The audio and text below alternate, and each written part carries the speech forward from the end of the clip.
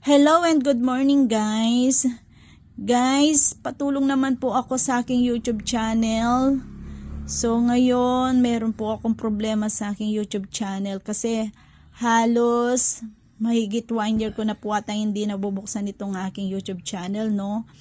Ngayon, naisipan ko po siyang buksan ulit at nakita ko yung aking mga videos, guys, wala siyang dollar sign or hindi siya monetize ngayon ang aking channel. So hindi ko alam kung ano ang naging problema. So ayan guys, kung makikita nyo, wala yung dollar sign ng aking mga upload na videos. So dati naman meron tayong nakalagay dyan ng dollar sign at monetization. And ilang beses na rin naman ako ditong sumweldo kay Lolo, ayan. Pero ngayon, nababahala ako na wala yung dollar sign or monetization ng aking channel.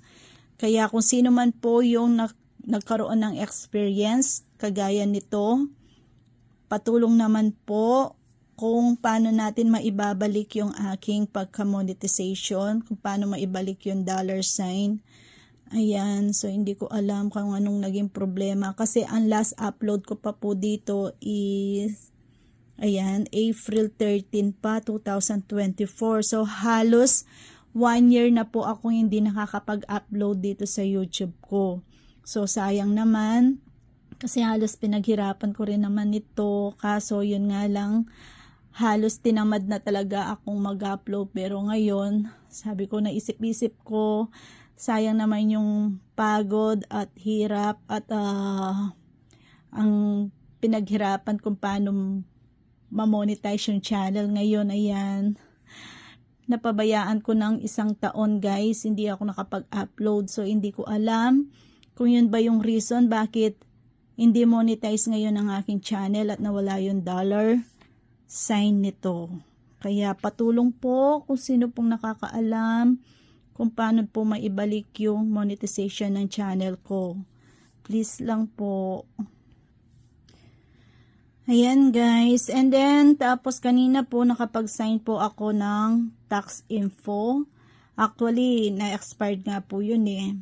So kanina ko lang po na-sign yung tax info natin. So hindi ko rin alam kung dahil din ba doon kaya nawala ba yung pagka-monetization ng channel ko. Ay, sayang naman guys kasi bakit? Kanina chinek ko rin yung Google AdSense ko. So, yung remaining balance ko doon ay nasa $87 na. So, konti na lang. Aabot na siya sa $100. So, sahod din yun. Pera din yun guys. Please pa-help naman po kung sino pong nakakaalam. Thank you so much and have a nice day. God bless.